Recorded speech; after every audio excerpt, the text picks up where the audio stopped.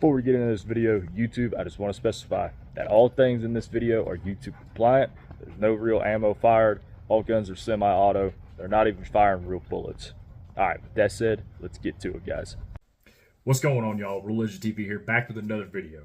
Guys, before we get into this, I really want to say thanks to all the new support we've got, all the new subscribers. We've gained like 500 subscribers in the last, I don't even know, like 30 days. Guys, I want to keep this momentum going. I'm trying to hit 5,000 before the end of the year. I know that's cutting it pretty tight, but I think we can do it. We've got good momentum. We're going to keep trying. So if you like the content, if you like this video, comment down below. Let's talk in the comment section. Comments are where I have the most fun. Really, just seeing everybody's perspective, everybody's opinions, and seeing the shit show that it really becomes. I love it. But drop a like, drop a comment, consider subscribing to the channel. I've also been able to launch memberships and Patreon. I will have that in the description box below. Of course, I don't ask anything from y'all, but if you feel so inclined to help us out and keep bringing y'all cool firearms content, like being able to buy estate sale guns, and show that stuff to y'all, we would really appreciate it. Guys, today we are talking about the FRTs, the ARTs, the active reset triggers, super safeties, all of it, because it is reshaping the Second Amendment community. It has made it now to where anybody can own a firearm that simulates full auto legally. All right. Now, if you're living under a rock, you don't know what the FRTs are, all right, we're going to go back to Rare Breed. And this even goes back before them with some patents before Rare Breed. And I do want to preface this by saying that I used to support Rare Breed through and through. They have made me very angry with how they're going after anybody that has their own tech and filing cease and desist and just being, grifting scumbags. I think that as a company, they should be supporting all technologies for force reset and active reset triggers, and trying to form a monopoly on the Second Amendment is bullshit. Like 100% BS. I cannot support Rare Breed in that. I think that if you want a, force reset 3-position trigger, you're going to have to go with Rare Breed, but there are other options out there for other platforms, and that's what we're talking about today. We know we've got the AR-15s. We've got the FRT-15s.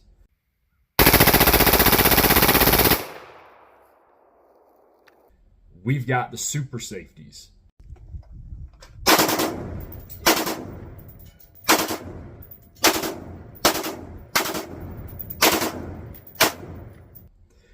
But we want to talk about today things past that. All right. We've seen plenty of videos, things for, AR-9s, triggers, the triggers that work for them. Guys, we want to talk about AKs.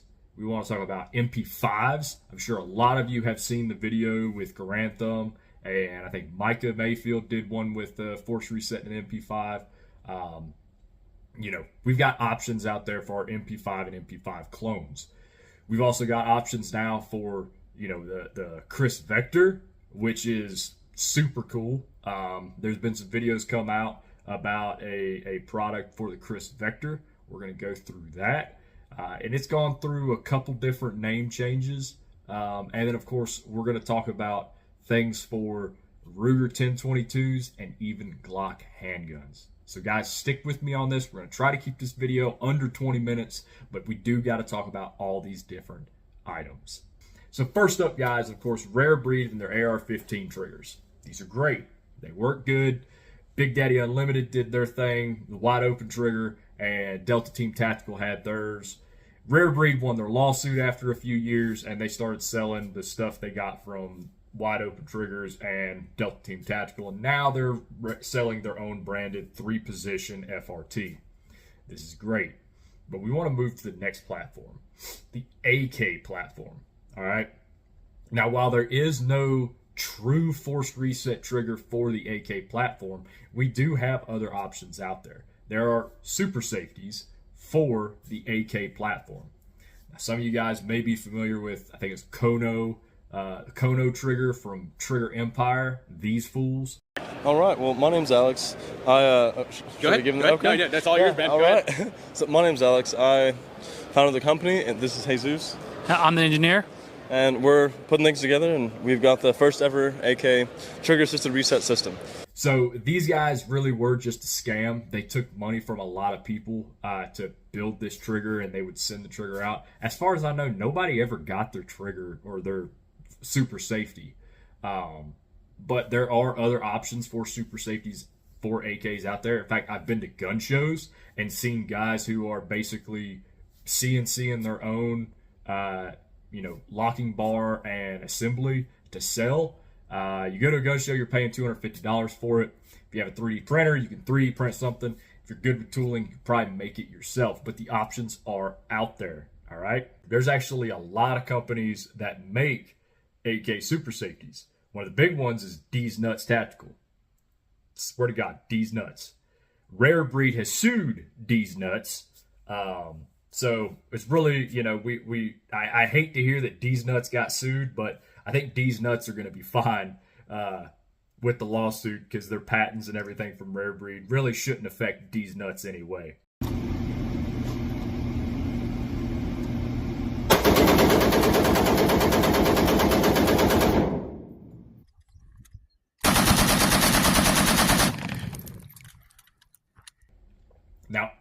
Now, Rare Breed does say that they are making their own force reset trigger for the AK platform. And they also say they're making it for the next platform we're going to talk about, which is the MP5, right? So Rare Breed's been saying that they're making an MP5 force reset trigger. There is another company out there, and Garand Thumb has covered this. Micah Mayfield has covered it. There are other companies out there that are making it. If you've been watching GunTube, you've been watching, you follow a lot of the big YouTubers. If you follow Garand Thumb, you know about Warhammer Armaments MP5 Super Safety. Super duper safe.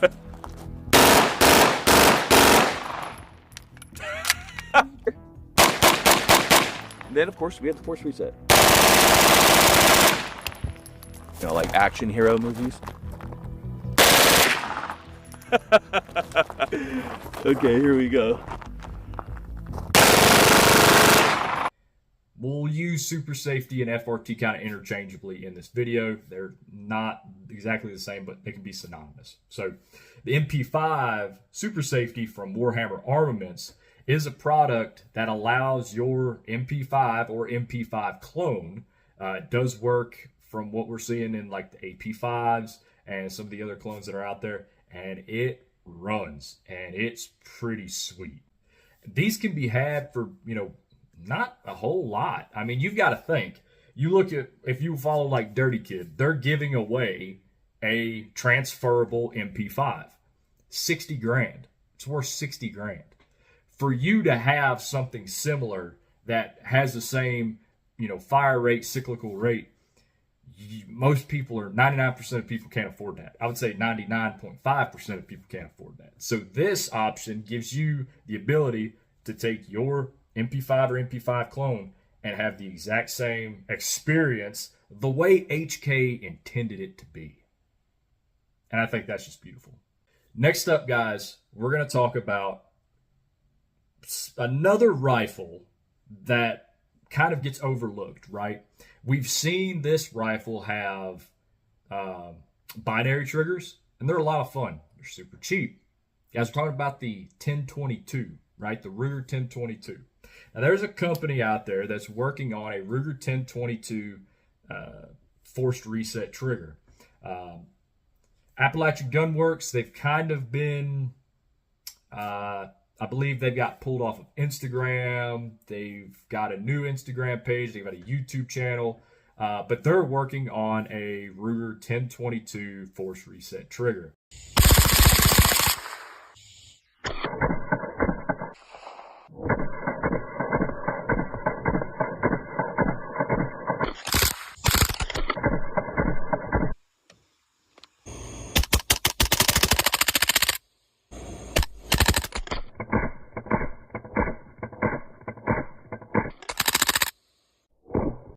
And so if you really want to go and you want to experience that full semi-auto for super cheap, this is going to be the best option for you. Another one we're going to talk about is, of course, the Chris Vector. All right, now I think that the Chris Vector is one of the coolest guns ever built. Super awesome. And Irish Rifle Academy, another channel on YouTube. If you haven't seen him, go check him out. He seems like he's pretty fresh. He got his hands on something from a company that's changed names. It's now Duality Rifle or Duality Arms Co. And what was originally the Raptor trigger is now the Rattler trigger, RATL-R, Rattler trigger. And man, this is cool. You got to check this out.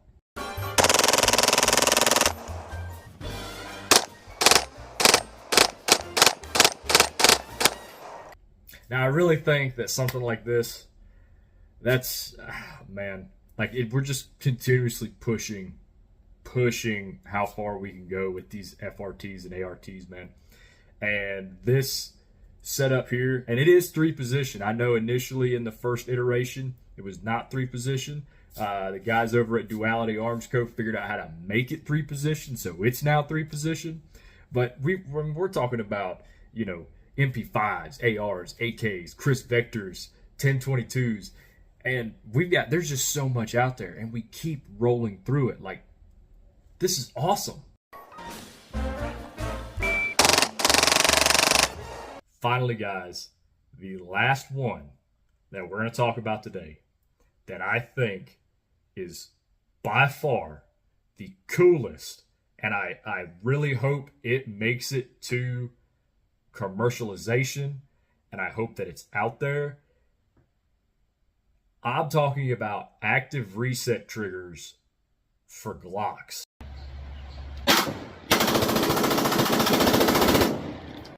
If you want your Glock to shoot fast,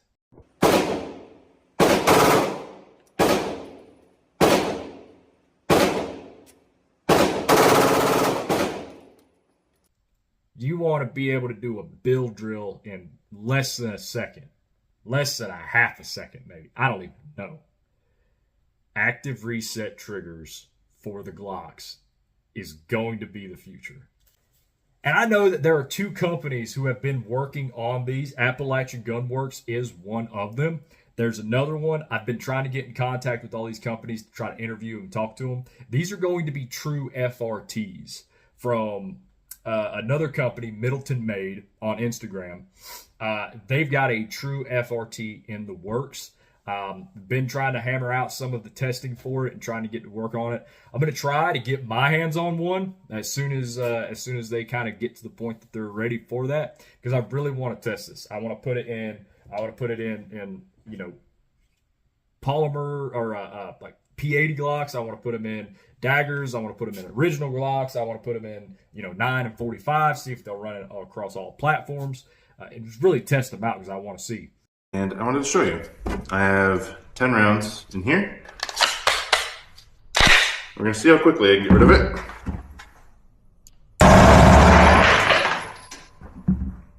That's pretty quick. But, you know, Blicky with the switch, this is Blicky with the legal force reset, right? Like, we love that. I think that as we progress through the escalation of the Second Amendment, and now that we know that force reset triggers in light of current, you know, events with the ATF and, you know, rare breed, we know that FRTs are good to go, right? And I don't really want to dive into rare breed and how they've pissed me off because of their cease and desist that they're sending to literally everyone that doesn't have or that has an FRT or some sort of force reset, active reset, or super safety technology. They literally went to the GOA goals and just started handing out cease and desists like they were freaking candy at Halloween. For a company that talked so much about how they wanted to push the Second Amendment and how everybody was like, Lawrence DeMonico is so great. Like, this dude has turned into a scumbag. Like, I don't care. Fucking send me a cease and desist, Lawrence. I fought for you. I supported you, and you turned into a piece of shit because you're trying to form a monopoly on this technology, knowing good and well you can't. Let the technology flow, right? Let it get into more people's hands. When you run a monopoly, you're going to run prices up. That's why I'm looking seriously into like the Atrius trigger for the AR-15s, cheaper than the rare breed. Of course, Rare Breed's going to get all the, kind of all the attention because they've been in the news. But I really think that we can get through all this litigation and BS that Rare Breed's doing to these other companies. It's going to be 5 years from now, they're going to start selling guns with forced reset triggers in them. Imagine going into your local gun shop and getting a Gen 6, Gen 6 Glock 19 with a forced reset trigger in it. That would be awesome. Going into your local gun shop and buying an AK with a forced reset trigger, MP5 with a forced reset trigger. Imagine how much we would destroy the NFA if everybody out there had forced reset triggers. It would make transferable machine guns pretty much, go from unobtainium to, it's cool. Like, I've got a transferable MP5, but I paid 1/100th of the price and I've got an MP5 that does the exact same thing. And when it breaks, it doesn't cost me a whole lot of money to fix. See what I'm saying here? Like, for the average Joe who's never going to be able to own transferable, machine guns, FRTs are the future, man. And I'm hoping for the day that we've got FRTs and everything. I hope they figure out how to put them in every single semi-auto out there. I want to see, set me's with them. I want to see, Tavors with them. I mean, I want to see everything. I don't care what it is. If it's a semi-auto, I want to figure out how to put an FRT in it. I want to get Caltech involved because I think Caltech would probably figure this out, and we'd have freaking, PR57s with forced reset triggers. But I don't know. Y'all let me know what y'all think in the comments section down below. Let me know if you've got some FRTs and any of these that we talked about that you're looking forward to. Y'all let me know, man. I really appreciate all the love and support that we've been getting. We're going to leave it off there, guys. Odor and Doom Metawant. We'll see y'all in the next one.